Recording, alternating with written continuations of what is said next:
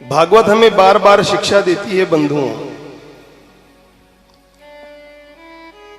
पितामह के पास भगवान स्वयं गए थे, पितामह नहीं गए थे भगवान के पास। भीष्म पितामह भगवान के बहुत बड़े भक्त थे और भागवत ये बताती है कि यदि आपने जन्म से ही भगवान की भक्ति की है तो फिर आपको भगवान के पास जाने की आवश्यकता नहीं है, भगवान स्वयं चलकर आपके पास आएंगे।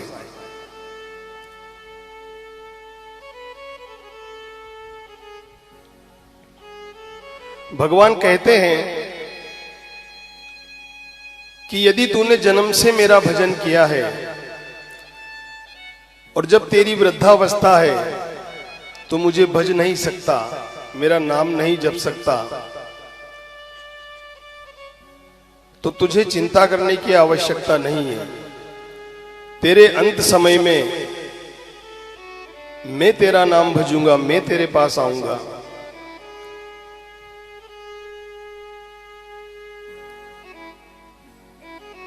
हमें निरंतर भगवान का ध्यान, भगवान की भक्ति करना चाहिए, मगर हम आलस्य के कारण कर नहीं पाते हैं। हर चीज कल पर डाल देते हैं और कल कभी आता नहीं। आप लोगों को पता है ना कि भगवान राम का राज तिलक होने वाला था और वशिष्ठ जी ने यह कहा था कि कल राम का राज तिलक होगा। आप सब जानते हैं वो कल फिर 14 वर्ष बाद आया।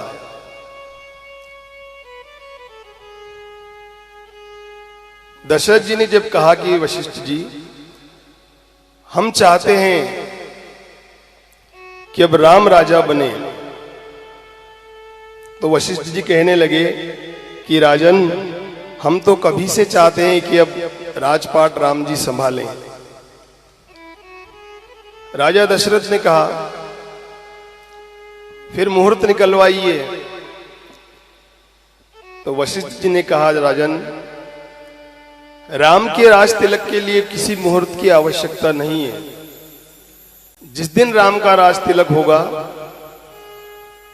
वो मुहूर्त सर्वश्रेष्ठ होगा। और वशिष्ठ जी ने कहा कि कल राम का राज तिलक होगा।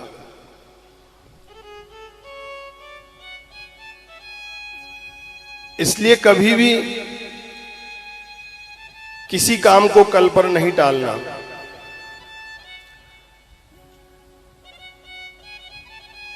व्यक्ति क्या करता है, युवावस्था में दिन रात दौड़कर पैसा कमाता है और फिर वृद्धावस्था में उन्हीं पैसों से अपना इलाज करवाता है। यही जीवन है। श्वास श्वास हमारी अनमोल है। हर क्षण हम मरते हैं और हर क्षण जीवित होते हैं। मृत्यु क्या है? श्वास बाहर गई मृत्यु, फिर अंदर आई फिर जीवन।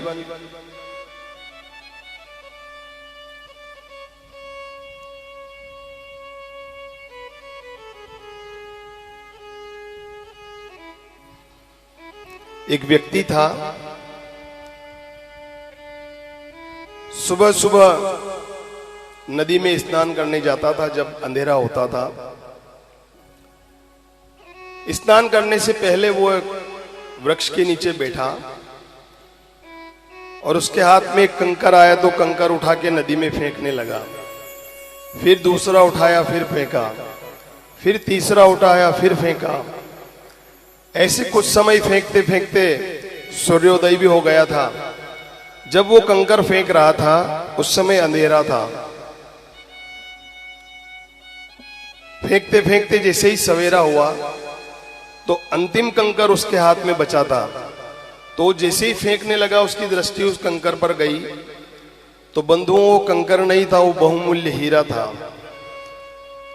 उस व्यक्ति को बड़ा पछतावा हुआ कि मैंने अनजाने में सारे हीरे फेंक दिए, सारे हीरे गंवा दिए।